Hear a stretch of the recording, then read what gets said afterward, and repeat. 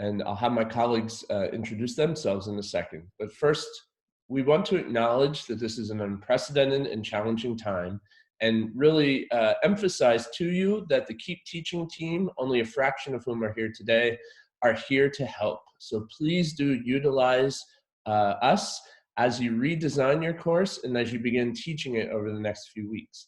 We're going to talk a lot today about where you can find our information, how to contact us, how to ask every question under the sun about teaching in the remote learning environment. So you'll have those resources, and please do use them. Part of what we want to do today is to model how to use different platforms in this new environment. So what I'm going to do right now is I'm going to share my screen, which is something that you could do if you use Zoom to teach your redesigned courses.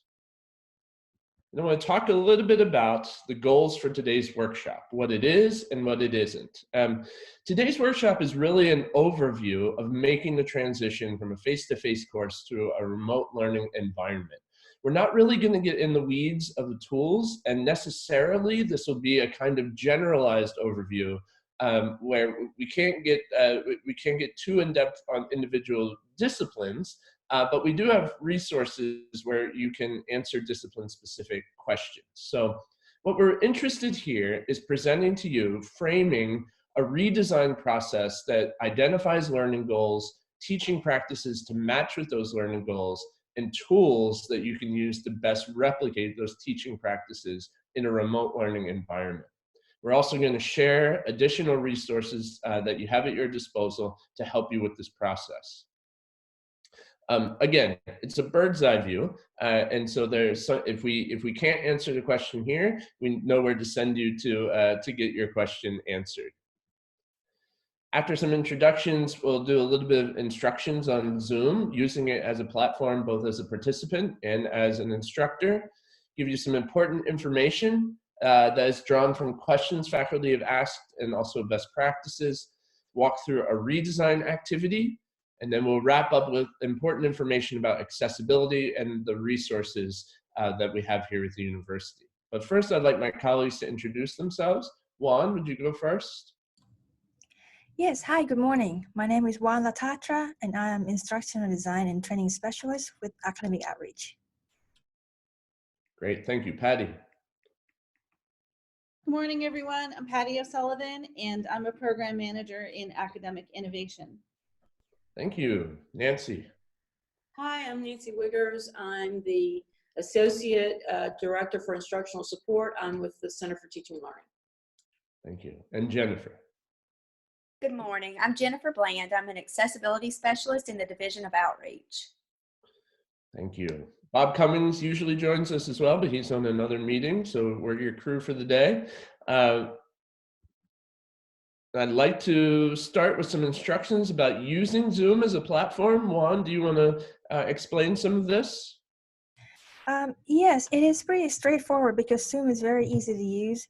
When you look on the bottom at your menu bar for Zoom, you see the microphone, which you can click to mute and unmute yourself. The video is turning your video on and off at any time. Now on the right-hand side, the green share screen button is what Josh is doing right now, is sharing screen, and this is what you would use if you're using Zoom with your students and you're sharing screen and explaining through your slides or whichever software you might be showing on your computer. Right next to that is the chat box, and Patty just typed in the question already, and I would encourage you to click on that and type questions at any point during this presentation. Ask us questions and we'll try to get them answered. Great, yes, thank you. And I want to emphasize, please do just ask away. Nancy Wiggers is our intrepid navigator of that space, and she's busy answering questions and directing you to the right resources. So let's start with some important information. And what we really want to emphasize to you is our approach to this centers two things: students and you yourselves. The most important elements of this process are thinking about you, the faculty, and the students you're teaching. And so that's really our approach to this. Let's start with students. Much like us, students are going to be stressed and anxious about this disruption. And there are some things that we can do to help mitigate that emotional response and to make some room for learning. So for example, one easy way to do that, and an important way too, is to communicate with them early and as often as possible. So if you haven't done so yet, think about sending a short email that says that you're obviously aware of the disruption, you're working to redesign your course, you'll be in touch with them as soon as possible, and you hope they're doing well. This is important for several reasons. Number one, it opens up lines of communication between you and them.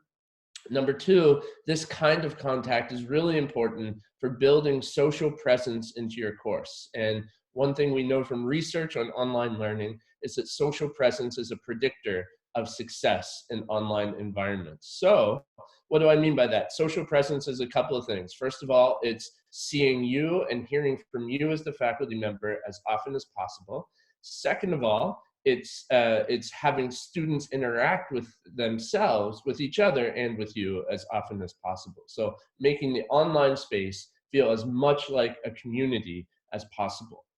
Another way to do this is to create a welcome video, a short 3 to 5 minute video where you acknowledge the unprecedented circumstances that we find ourselves in, and you lay out your goals for the rest of the semester. Again, this has a number of aims. Number one, practicing the technology that you may or may not be familiar with by doing a short video, enhancing that social presence, and also one thing we know about from research on teaching through a crisis is that the only thing that we could do wrong is not mention what's happening. That's important to acknowledge what is going on in the world, in our lives, in order to help students mitigate some of that emotional response, get grounded, and move on to the work of learning. So a good welcome video can do that. Now, how do you make that video? You can make it here on Zoom. We'll talk a little bit about that.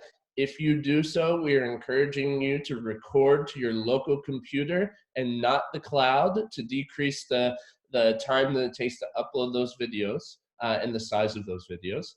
You can also, we have a new tool that we'll talk a lot about called Panopto, P-A-N-O-P-T-O. It's kind of like Foucault's Panopticon, for those who know that, but I'm not going to delve into that.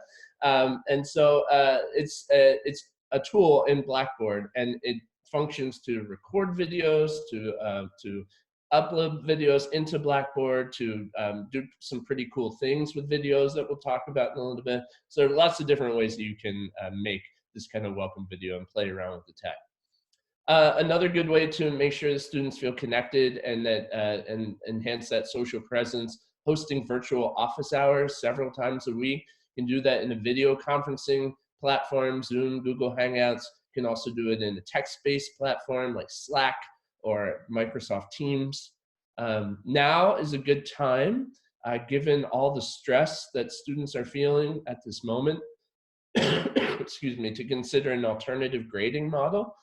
We can help you brainstorm those and help with the implementation too. And there are many of them: contract grading, specification grading, etc., portfolio grading that we can work through. But the idea here is that students will be going through so much that we want to make space for them to learn. And so by de-emphasizing the evaluative process of a course, it creates a little bit more of an opening for them to learn. So that's what we're interested in, at least thinking a little bit about here. Also, in terms of student help, the university has developed a Keep Learning resource page that provides a lot of different information and mechanisms for students to get the help they need and get their questions answered. Everything from financial questions to health to the writing center and everything in between. And finally, I really want to stress this, that perhaps even more important than our content is the community, the belonging, the presence that we build in these courses. Long after the content comes and goes, long after the course has been taught, students will remember those aspects of this course, of you, and of this experience. And so we really, it behooves us to really pay attention to those and to think about content as something separate. Okay, so some information then that connects to equity and inclusion. Important to know that some students may not have reliable access to internet service and others may only be able to access your course through their mobile devices. Um, and we need to think about how the redesign that we're going through right now affects those students. But I want to make clear that this is not an issue that we are asking you as an individual faculty member to solve. It's not a problem you need to solve. The university is thinking broadly about solutions to this. What we need faculty to think about is the effect that it might have on the individual students in their courses. And so you might think about this using the rhetoric of accommodations. Let's say you have a student who can only use his or her phone. How do you build a course and accommodate for that student who can only use the phone? So thinking about using Blackboard, which has an app that can be accessed through the phone, and things like that. Lots of text-based solutions as well. And inclusive digital pedagogy asks us to cultivate safe online spaces. If we intend to use discussion-based pedagogy and discussion forums, it's incumbent upon faculty to make sure that those spaces are safe for students. We know that some groups of students feel safer than others in those kinds of environments. So we need to know what's going on. We need to be active moderators. We've all had experience in social media forums that have been moderated and unmoderated, and so we know what this is like. So we need to be active moderators. We need to know whether private messaging or direct messaging is enabled, and if so, what is happening there. And all of that is an attempt to make sure that those spaces are as safe as possible. Accessibility obviously has to still be a core part of what we're thinking about. Universal design for learning is still the best practice in terms of course design, but there's some exceptions in this exceptional time. So for example, captioning is only required of videos if you have a student who needs that particular accommodation. Jennifer's going to talk a lot more about this at the end of the workshop, but in general, all these questions can be directed to accessibility@olemiss.edu. And one thing, this last bullet on this page that we really want to emphasize, the most equitable model for online teaching, especially in this situation, is going to be asynchronous modes of instruction. Let me describe what I mean by that. Synchronous modes of instruction mean everyone's in the same place at the same time doing the same work. Asynchronous means everyone's doing the work on their own time and usually not together, right?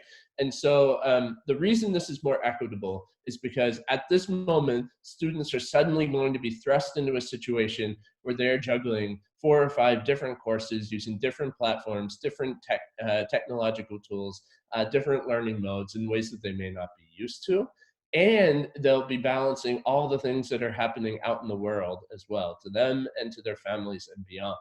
So because of all of that, having them setting a specific time where they all must be together may not necessarily work, and is probably not the most equitable solution for everyone as well. So the more you can build asynchronous modes of learning, the better it will be for your students and for you, quite honestly, because we're juggling things too. So thinking about that, we're not actively discouraging synchronous modes, but you need to be aware of this. We are advocating as much as possible to move things to asynchronous. Some general pedagogy to think about. First of all, do not feel pressure in any way to suddenly become an expert in online teaching. I know we're all perfectionists in the academy, but that's just not possible in this situation, right? We need to focus on the most efficient ways to meet your learning goals that you've set up. As a part of this, flexibility and improvisation are going to be very, very important. Flexibility, things are going to go wrong. The tech's not going to work. Yesterday, I was doing this workshop and I got booted at the most important part. And so I had to find a way back in, and that's going to happen. And we have to let go of some of the angst about that and the need to control everything, because we're going to run into obstacles. So being flexible is really important, as is improvisation, the willingness to be able to go off the blueprint, to meet students where they are and with what they need. The third bullet here, cognitive load, I really do want to just spend some time here. Cognitive load essentially means how much can we hold in our brains at any one time and still do the work of learning. This is always an issue in any teaching and learning environment. In standard circumstances, though, the cognitive load we would be talking about has to do with the material we're teaching. Students building new networks of knowledge, building new concepts, trying to wrestle with all the new things they're learning and new terminology, etc.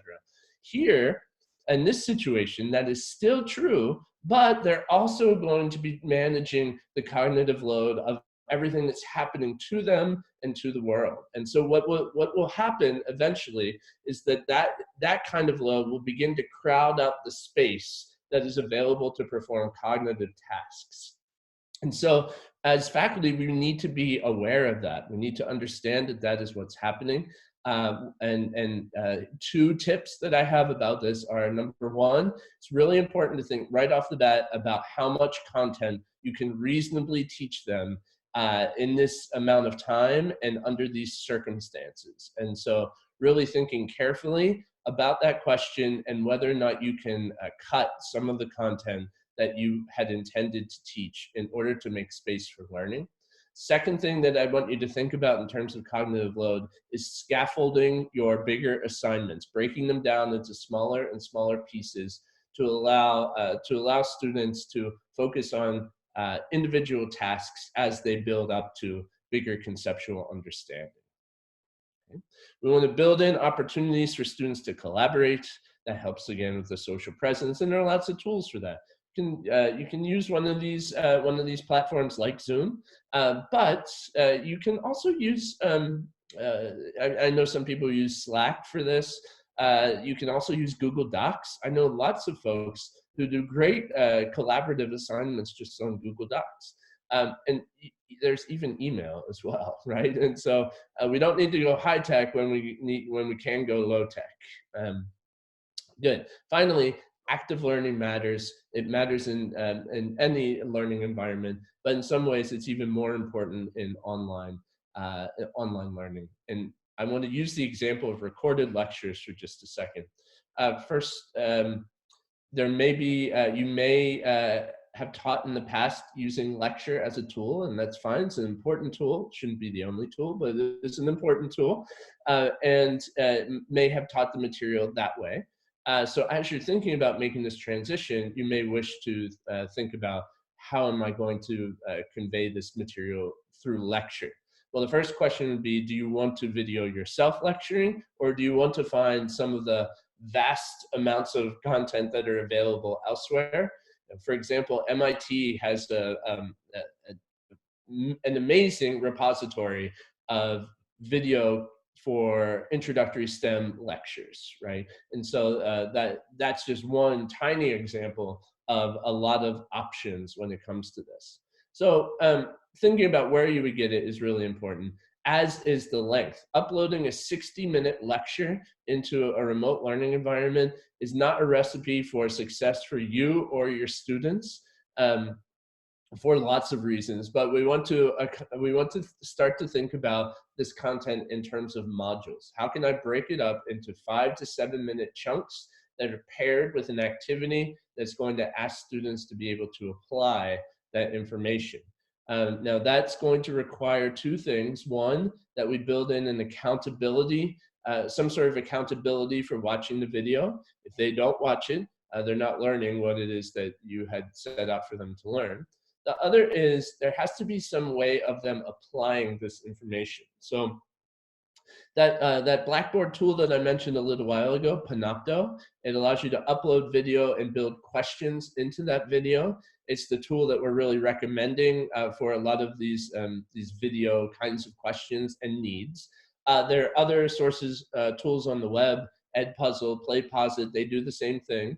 But in general, all of those tools allow you to build questions so that students have to stop, answer the question before they can move on. And we're recommending that because of the application of information. So we need to use the tools that are available for us to think about the length of the lecture and how students are learning from it.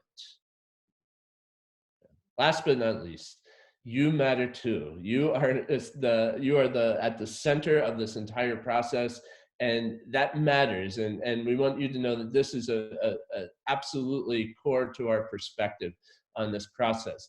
So it's okay. You don't have to have all the answers, and you don't need to feel like you have all the answers. Students are going to appreciate you being honest with them and just letting them know that you don't have all the answers, and step by step you're going to get through this together. Again, don't get bogged down trying to make the course perfect. Our goal, again, find a learning goal, and let's find the most efficient way to meet that goal. Please take care of yourselves too. We can't help students if we're not taking care of ourselves. So this is an absolutely crucial element at this stage. And finally, again, we are here to help. Please use the resources available. We have a Keep Teaching website that we will reference throughout.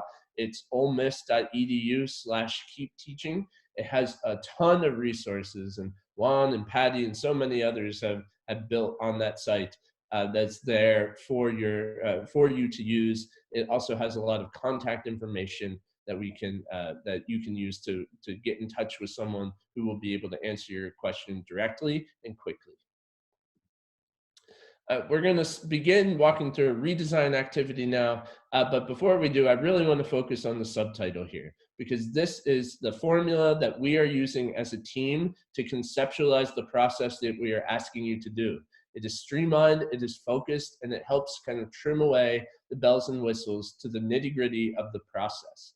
So you want to identify a learning goal, you want to pair that with a teaching strategy that has worked for you in the past, and we want to identify an easy-to-use digital tool that can best replicate that teaching strategy. And if we can do that, that's going to be a win for you and for student learning.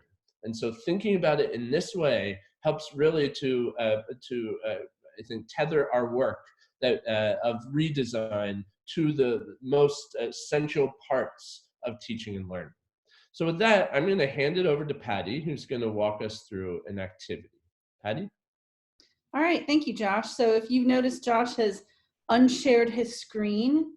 I'm going to click the green button so that I can share my screen. All right. And so we have this redesign activity that we're going to just walk through a little bit. All right, can everyone see? You can just give me a thumbs up. Can everyone see my screen? Okay, thanks Juan, thanks Jennifer. So I want you to think, I want to build on a lot of things that Josh has just said, but we started using an analogy yesterday that you know, you all are coming from a place where you are chefs at 5-star restaurants and you're used to providing, you know, these fine meals. And now in the situation we're in, we've essentially set up a FEMA tent, and you're giving you know, food to students in an emergency situation in the FEMA tent. It doesn't mean that it's not nutritional. It doesn't mean that it's not meeting their needs. It's just not the ideal setting, and maybe doesn't have all of the yummy side dishes or the glass of wine or whatever with it that you want. But like Josh said, the more we can simplify this process and make it efficient, the better it is for us and for our students. So one of the ways that we are going to encourage you to simplify is to follow this process that instructional designers like to call backwards design. A lot of faculty will approach their course by focusing on the content first, but what we want to encourage you to do is start with the learning objectives. What is it that you want students to know or be able to do by the end of your course? We have 7 weeks of, you thought you had 7 weeks of content left. We only have 6 weeks left in the semester now. And we're encouraging you, rather than to squeeze 7 weeks of content into 6 weeks, to think about where you can cut things out. And so this process really helps, because you might be cutting out content, but you're not necessarily cutting out learning objectives. You can achieve all of your learning objectives, but maybe with less content. And so in this process, you start with, what are students need to know by the end of your class? And then with assessments, how are you going to measure that the students mastered those learning objectives? And after we have our assessments, and those could be formative assessments like homework, quizzing, just a low stakes check-in with the students. They could also be summative assessments, like your final exam, and we'll get to that in a minute. Once you know how you're going to measure their learning, then you start developing practice activities so students can get good at those applications. And then finally, we choose the content that helps students practice. So this backwards design really is like I said, it's a way for you to think about paring down your class, but without losing anything essential. All right, it's not letting me forward. All right, this is a good example of someone having a technical difficulty here. So let me get out of presentation mode here. I am so sorry. Let's see.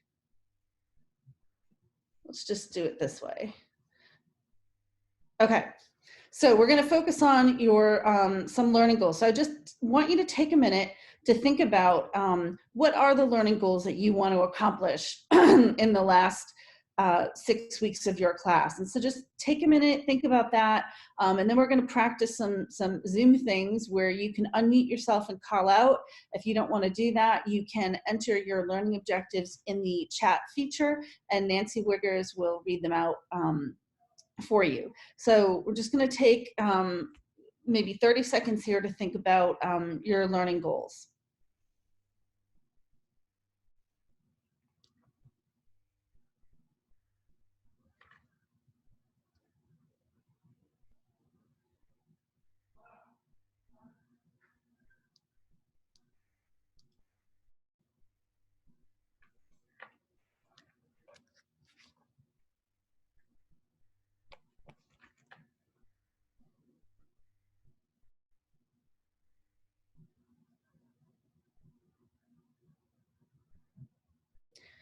This is also a good time to just think about how pausing, Josh talked about cognitive overload. You just got a lot of information. Just pausing sometimes is a good way to just process that information. All right, so let's hear some of your learning goals.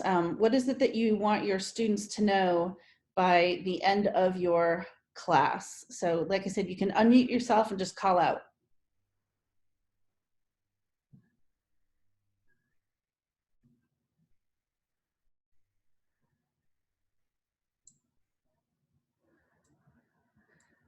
Are you just going to be just like your students and just sit there?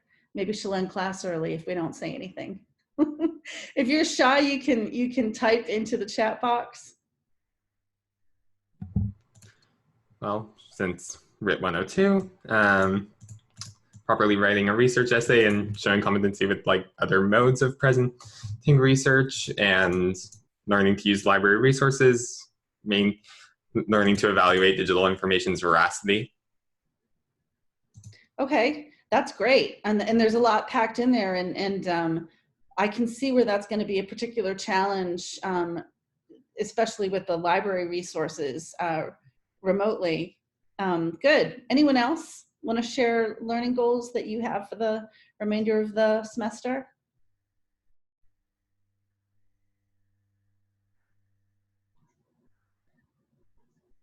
All right, well, we will move on then. So, whoops. So in this little chart here, you see how the learning goals will align up with the content and your teaching method, and then maybe we can brainstorm some digital tools, platforms, or strategies for our new situation. So we're actually going to go through an example of this in the next couple of slides. But before we do that, I just want to say that we do want to start thinking about how we're going to assess student learning. How do we measure that students have learned these skills?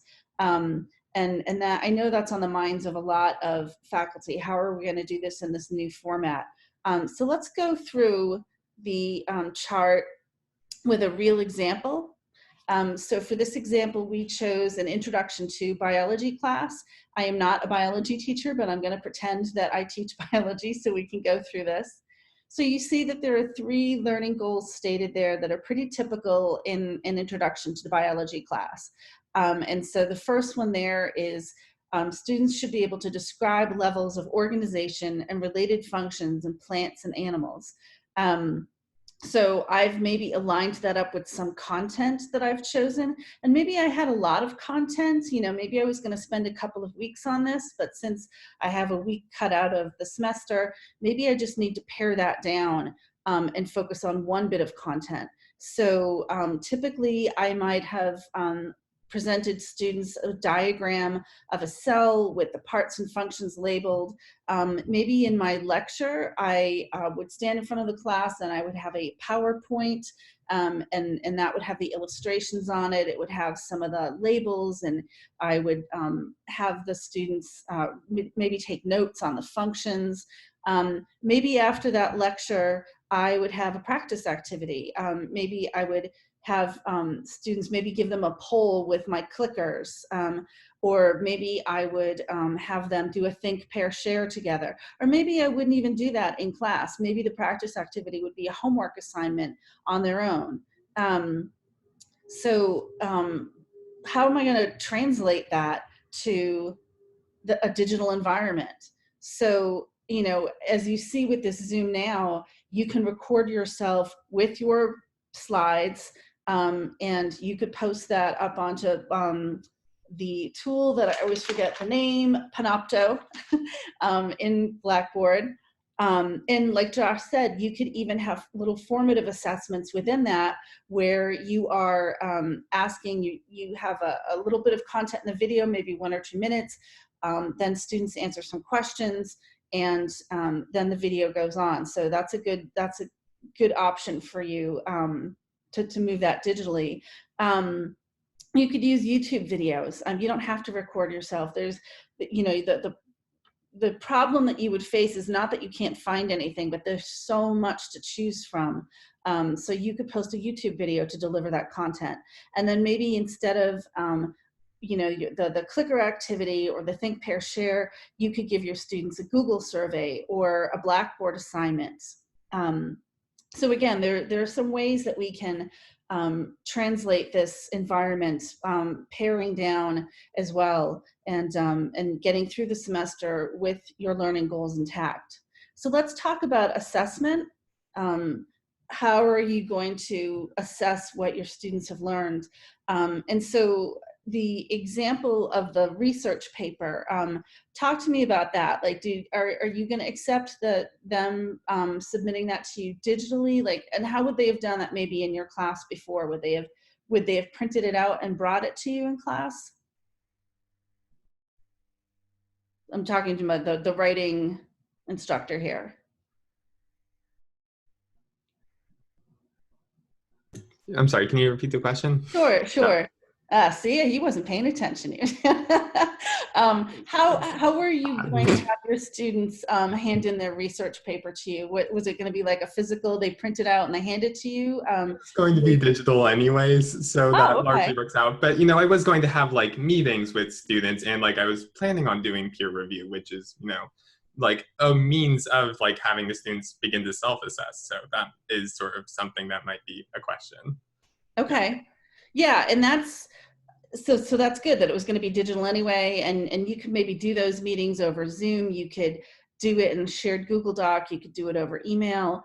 Yeah, okay. But if someone had an exam, and up until Wednesday, we weren't really sure how we were going to do exams because the testing center is not available. Obviously, we can't bring students together.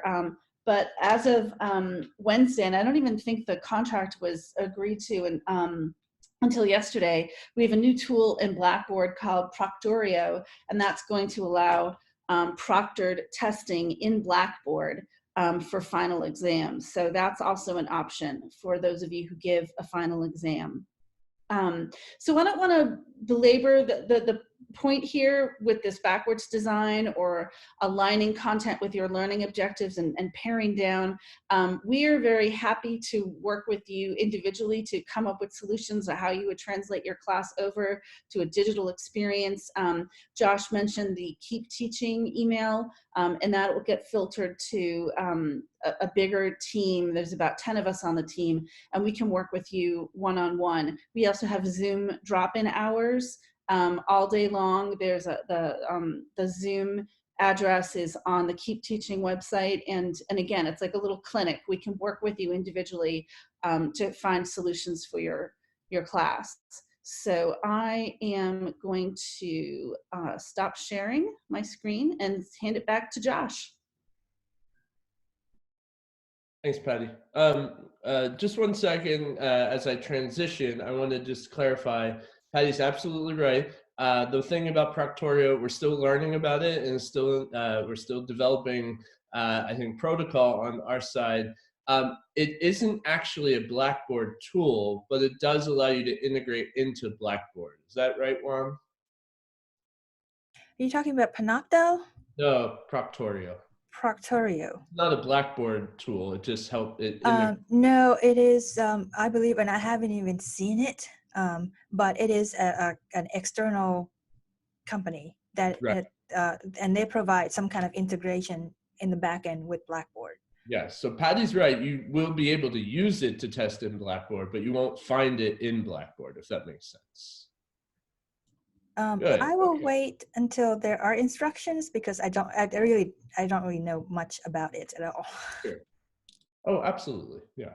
Okay, so what I'm going to do is just follow up on what Patty's activity was doing and walk through some of the decision points that I would make as an instructor using a syllabus that I developed for a Western literature course. This is from a previous institution. I've actually only been here at the university for a few months. It's been quite a year. So I want to kind of model this by kind of walking through how I would make decisions about this. So my students would already know my learning goals. We would have talked about the fact that I want them to be able to enhance their interpretive and analytical skills with literature and be able to convey those interpretations in long-form writing assignments.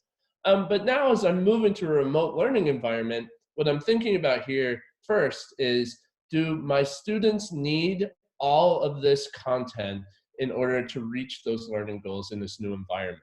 So I look at this and I think, well, you know, of course Dante is important, but those are tiny little excerpts of a huge work, and are they really going to learn about Dante in 6 weeks by just reading those little bits? And my answer unequivocally would be no, they won't. So as I think about that, when I look at Marie de France, L'Envol is a much shorter text. Marie de France is one of the few women authors from the Middle Ages whose work has come down to us. So my choice as an instructor is that I want my students to read her work and not Dante. So that's the first decision we need to make. Second is, my courses run primarily on discussion-based pedagogy, along with interaction and activities with a little bit of lecture on some of the background that they might not be familiar with. So as I think about making, trying to move that those teaching strategies into a new environment, I have some important choices to make. So if I'm thinking about the lecturing, for example, and we've talked to you a lot about this by now, so I won't belabor it. I'm thinking, do I need to record myself lecturing, or can I go out and find some of the many documentaries about King Arthur and the Arthurian legend to help inform their understanding of L'Envol? And so I'd be thinking about that, and I'd probably choose external content. What I really want, I want to have myself as part of this course a little bit with lecture, but I, as an instructor, primarily want to be there for the interactions and the discussion and kind of building community, right? And so I can find content elsewhere. So that's an important decision that I would make. But probably the more important pedagogical decision for me is, how do I make the discussion-based teaching work in this new environment in an asynchronous mode? Because as you all know, discussions typically are in real time, face-to-face.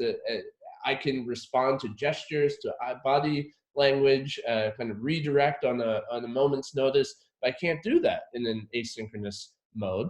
And so what I need to be thinking really carefully about is, number one, really well articulated, well-drawn, meaningful questions that are going to lead to an effective discussion. But that's true of any discussion, really. Number two, I need to think very carefully about how I'm going to evaluate their participation in discussion and communicate that clearly to students. So I need to think about, all right, is this going to be a participation grade? Am I going to have a separate grade for discussion? Am I going to be grading them on the quality of their interpretations in the discussion board? Lots of options there, but we need to decide and we need to communicate those clearly.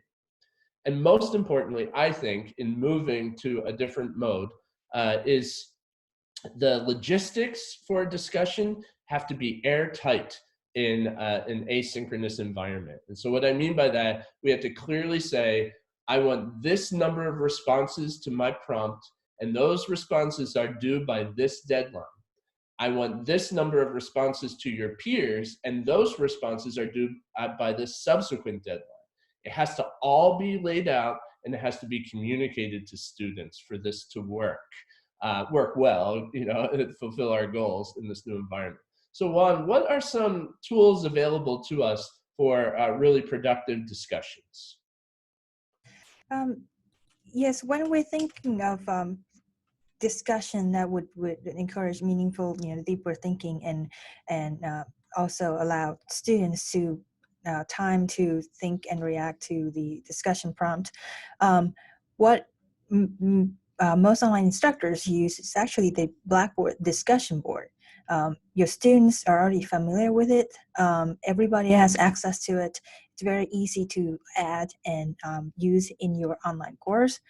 You add your question prompt, and like Josh said, that you would need to have a specific deadline. Otherwise, students.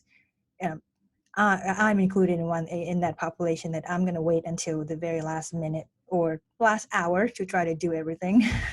And I know that having clear deadline, and will help students move along as they go through the course. Excellent, thank you. So yes, definitely. There are other ways too. Some people again use Slack or Teams. Some folks use social media. For example, I've used Twitter hashtags, a dedicated hashtag for a course, to have both real-time and asynchronous discussions about course material. I know other folks who use private Facebook groups that are closed only to students in the course. The downside is that you have to be on Facebook to do that. I'm just old enough to also remember the very early days of class listservs, and so there are also email options for this as well. Again, no need to go high tech if you feel more comfortable with low tech. So beyond that, the last decision that I would need to make then would be about the evaluation. And a course like this would primarily be evaluated on papers, where I would spend a lot of time about the writing process and giving feedback in person, and we'd work in that way. I still want to give feedback, but I think in this case, in moving to this new environment, what I would want to do is, instead of doing longer papers, break those assignments into shorter writing assignments, where they're doing very targeted interpretive work on passages from the text, so that it's so that they are doing work every week, and I can give quicker, more targeted feedback at the same time. So those are some of the decisions that I would make in this particular situation. I'm going to turn it over now to Jennifer, who's going to talk a little bit about accessibility. Jennifer? Okay. Good morning, everyone.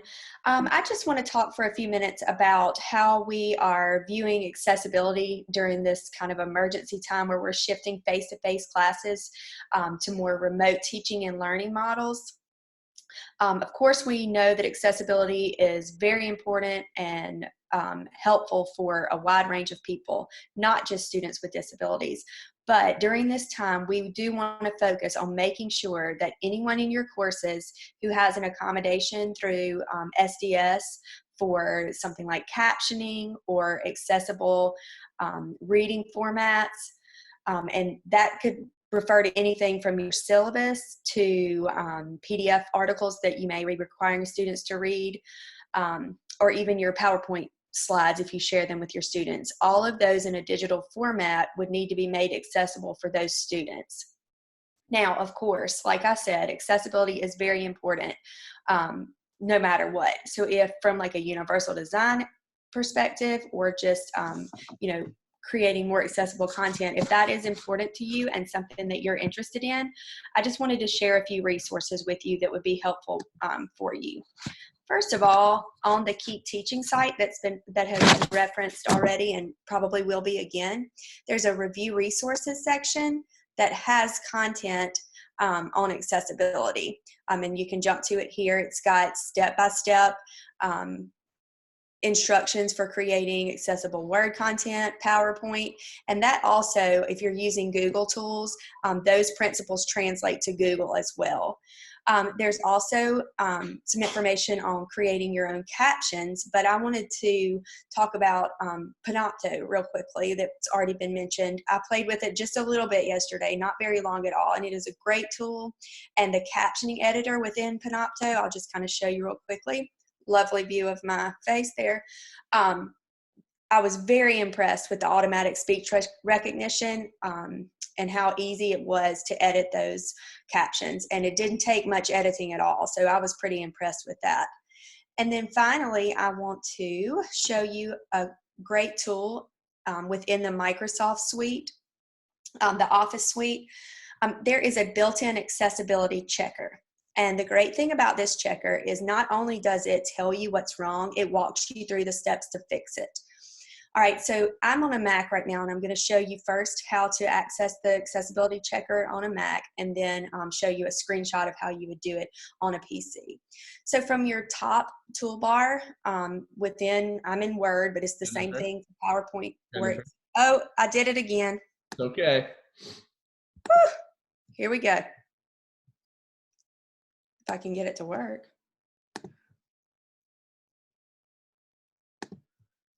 Okay, so sorry. I need to put a big sticky note to myself.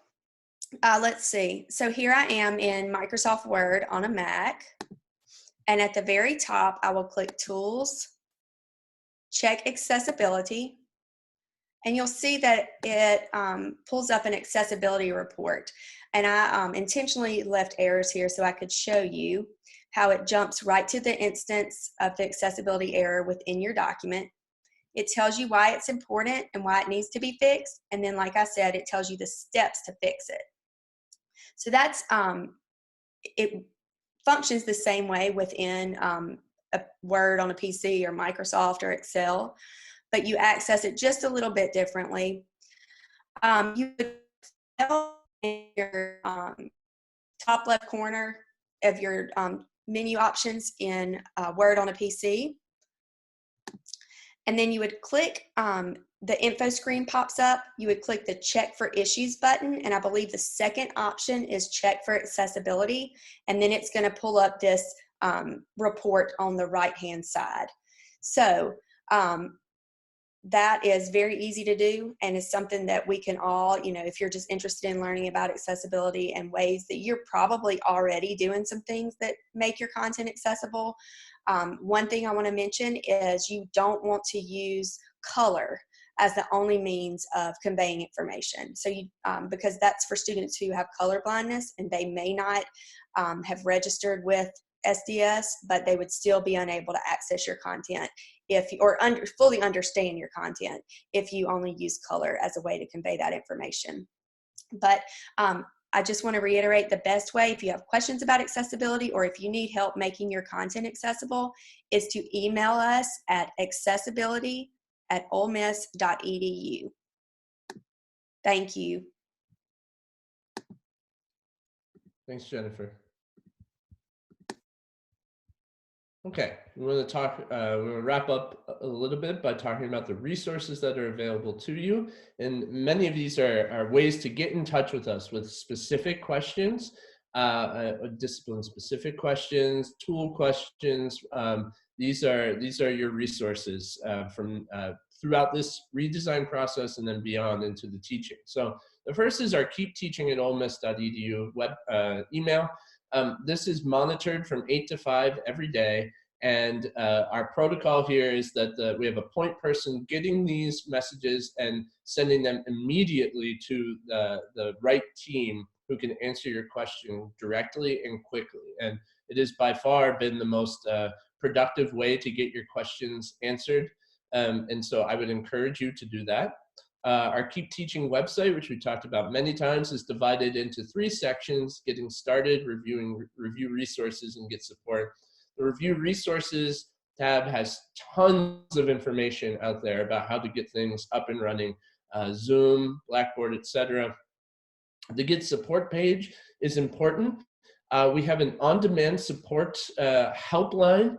It's video conferencing helpline. There's information there. All you have to do is click that link and it'll pull up into a Zoom room with several of us there who can help to answer your questions. There's a schedule there for FTDC workshops on Blackboard and other tools. For example, today there's a workshop on assignments in Blackboard. So if you're interested in that type of information, those are going to be very helpful. And each day this week, there are also drop-in sessions about Zoom specifically. And so there's a sign up for that on this page as well. As you can see, we have a range of ways for you to get in touch with us and for us to be able to help you. So please do use those. Finally, each department has been asked to identify a faculty member who has experience with online education or who knows a lot about digital tools. We have a list of those. And so we hope to not only circulate that list, but be able to direct people to that person or to people in analogous disciplines to be able to help answer some of those questions that we can't, that we just don't know the content well enough to answer. So those are all ways to get in touch and to get your questions answered. And so speaking of questions, now's a good time, Q&A. We'll open up for questions here. And the way you would ask a question is just to unmute your mic. You can also ask it in the chat and we will we'll do our best to answer there. So are there any questions? Is there a best date to put assignments onto? Like, I was kind of evaluating it and I was sort of noticing that sort of my assignment structure fit kind of nicely into a weekly basis, and my impulse would be the end of Sunday, but I can see why, especially at Ole Miss, that might not be the best idea. Like, is there a specific, like, what are your sort of advices on, like, where to place due dates? Where to place due dates? Yes, this is afternoon? Juan here. And if you are using Blackboard to post all of your content and organize it, let's say within a topic or weekly folder format, I guess you in Blackboard, you would create a content folder and just put materials of the same content in the same week, however that might be, in the same folder. And that would be where you would put due dates, because I recommend also communicating with your students, whether it's weekly, twice or maybe times a week, if that fits your schedule, and emphasize those due dates in the emails as well. Right, and so I think in general, the sooner the better in terms of communicating due dates. But I do think ultimately, whichever feature you decide to use of Blackboard, whether you use modules, assignments, folders, I think multiple ways of expressing or communicating those due dates is going to be really important. So a short email as soon as possible to students, just with a basic breakdown of when things would be due. I think that would be helpful. It would also buy you time for a more fleshed out assignment and due date system on Blackboard. And then reminders as needed. I think that was important important element of what Juan was saying, reminders of when things are due. Many students have not taken courses like this before. Many of us haven't taught like this before. And so I think kind of triangulating the reminders will help us as well as them. Yeah, and I'm going to share one thing that another instructor shared with me, that she did a poll to her students and say, okay, what's the one thing that you want out of this? And they told her, can we please have everything due like once for the entire week? So, but it depends on how that's going to work in your class, but at least keep it consistent. So if you have everything due every, let's say, Friday at 5 p.m., just keep that the same date and time, so that less things for students to worry about. Again, back to cognitive load thing. Other questions?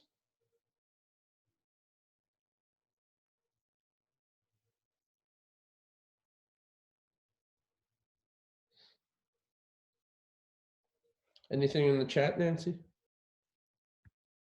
No? Okay, well, we want to be sensitive to your time. Thanks for coming today. Good luck with this process, and please, please don't hesitate to reach out to any one of us through those means that I just talked about a few minutes ago to help with. That's what we're here for. Have a good day, and thank you. Thanks, everyone.